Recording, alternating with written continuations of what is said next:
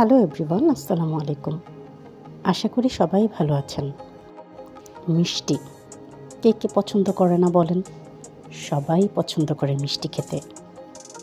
তবে হ্যাঁ, আমাদের মাঝে অনেকেই আছে যারা রসালো মিষ্টিটাকে পছন্দ করে না।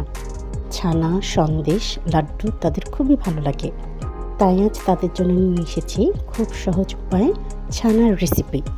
আর এই ছানা বানাতে আমার যা যা লাগছে তা হলো, আমি এখানে 1.5 লিটার দুধের ছানা বানিয়ে নিয়েছিলাম।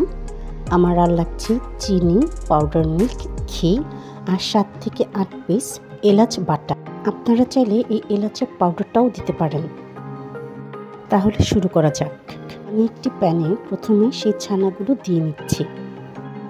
ছানাগুলো দেওয়ার পরে আমি এখানে খুব বেশি না 2 থেকে 3 মিনিট একটু রান্না করে নিচ্ছি।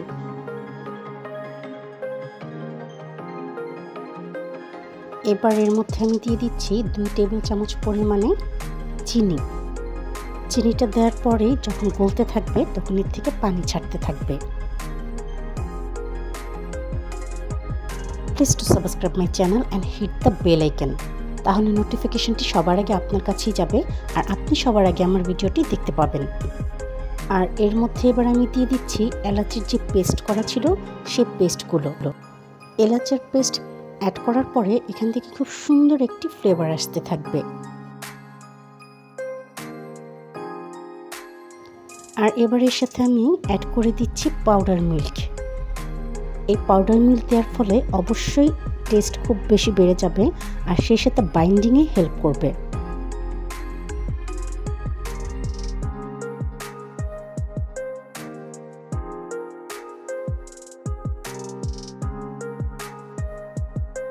আর ফাইনালি অ্যাড করে দিচ্ছি খাঁটি সরের ঘি। এই ঘি ইউজ করার ফলে এই ছানার টেস্ট আলাদা একটি লেভেলে নিয়ে যাবে। ট্রাস্ট মি, যখন আমি এটা তৈরি করছিলাম এর থেকে এত সুন্দর ফ্লেভার আসছিল যা বলে ভাষায় আমি প্রকাশ করতে পারছি না। আর হ্যাঁ, টেস্টের কথা সেটা কিছু বলার অপেক্ষাই রাখছে না। আলহামদুলিল্লাহ, খুবই টেস্ট হয়েছিল। ছানাটা কিন্তু অলমোস্ট ডান। এবার এটা আমি একটি প্লেটে ঢেলে সেট করে নিব।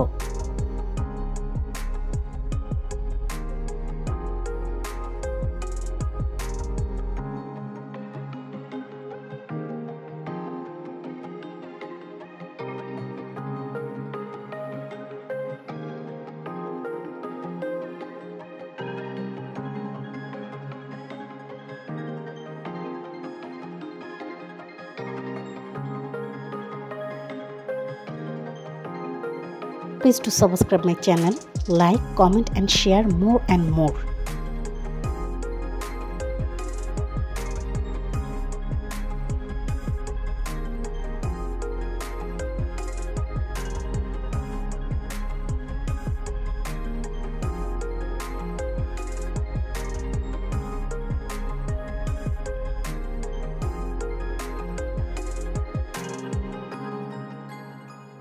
আমি এখানে আমার পছন্দ মতো কাঠবাদাম আর পিস্তা দিয়ে ডেকোরেশন করে নিয়েছি।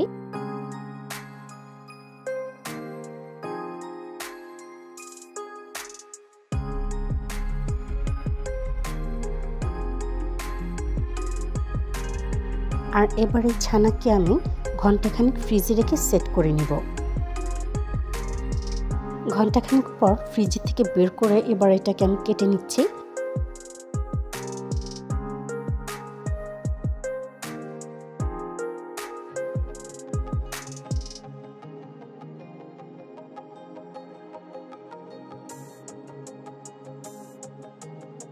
Please to subscribe my channel.